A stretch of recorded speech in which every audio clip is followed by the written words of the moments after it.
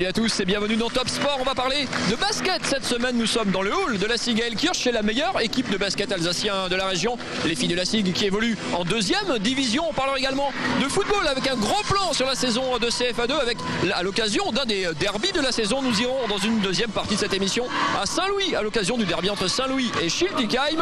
Et on va parler basket donc pour commencer. Et avant d'accueillir Philippe Breitenbucher, l'entraîneur de cette équipe de la SIG, je vous propose le résumé de ce match entre la SIG et Armentières. La SIG, 10e, qui recevait Armentières, 9e, c'était l'occasion, en cas de victoire, de doubler les nordistes et de basculer dans la première moitié du classement.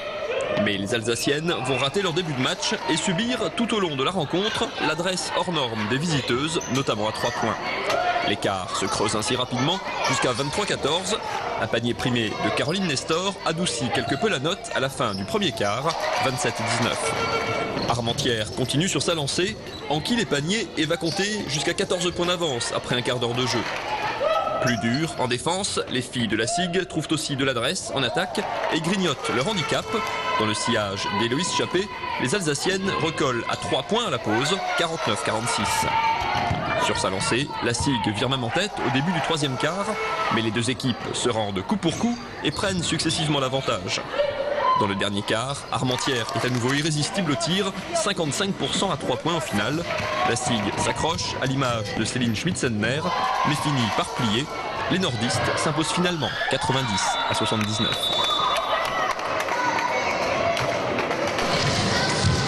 Avec Philippe Breitenbucher, l'entraîneur de la SIG. Philippe, toujours déçu après une défaite, mais c'est quand on tombe sur une équipe qui a une réussite pareille au shoot extérieur notamment, c'est très très compliqué. Et puis quand on cavale après le score, c'est compliqué. Ah, c'est certain, parce que ça c'est vraiment un facteur dans le basket qu'on ne maîtrise pas. Donc après, elles sont à droite, on a essayé à un moment de réduire leur adresse.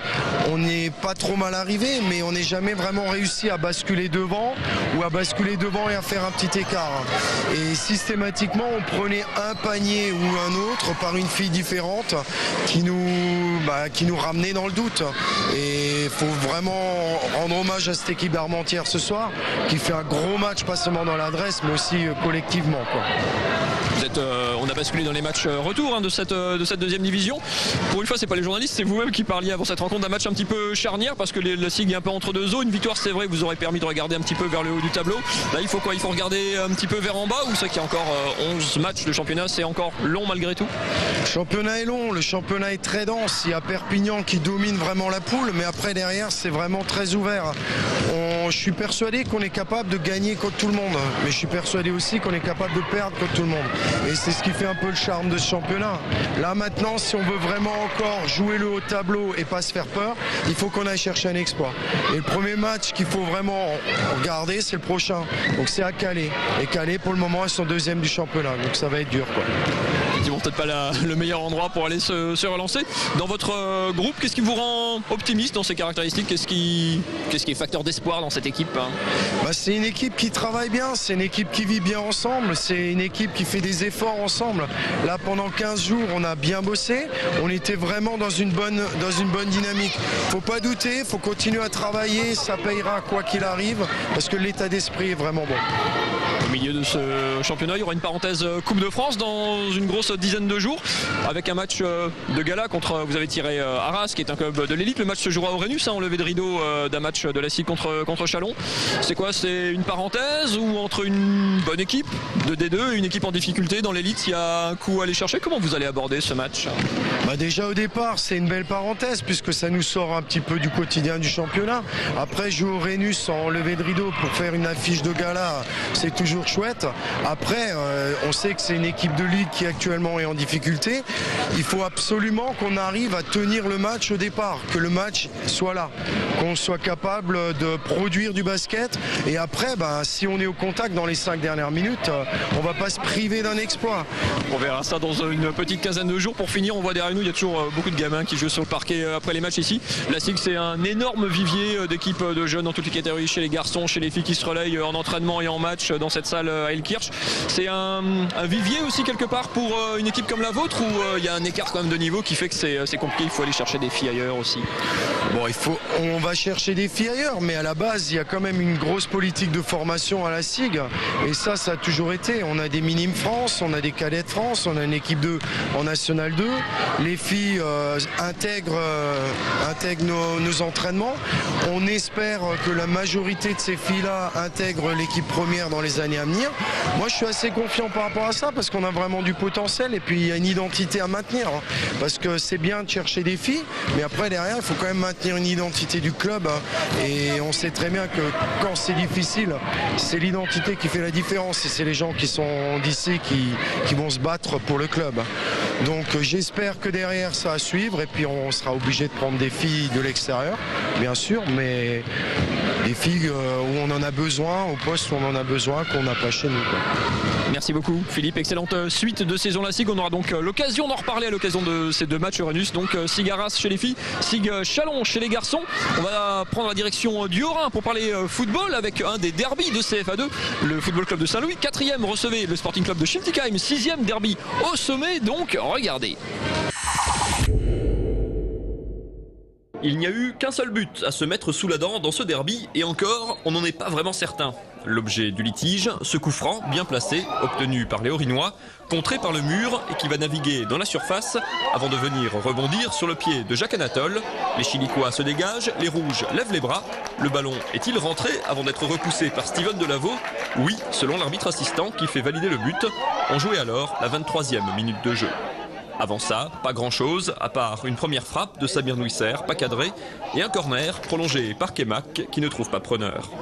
Après l'ouverture du score, c'est Saint-Louis qui a deux occasions de faire le break, mais Pérez, bien placé, tire au-dessus. 8 minutes plus tard, c'est Anatole qui manque le doublé en perdant son face-à-face contre Delaveau. En fin de première mi-temps, le Sporting sort enfin de sa coquille et Jean Mogg, de la tête, est tout près de tromper Brugman. Dans la minute qui suit, Belhammer dépose deux défenseurs et cherche Ovouzou au 6 mètres. C'est raté et c'est tout. Après une première mi-temps un peu tristounette, après un mois de trêve, les jambes semblaient bien lourdes. Pour relancer la machine, on a travaillé là 15 jours.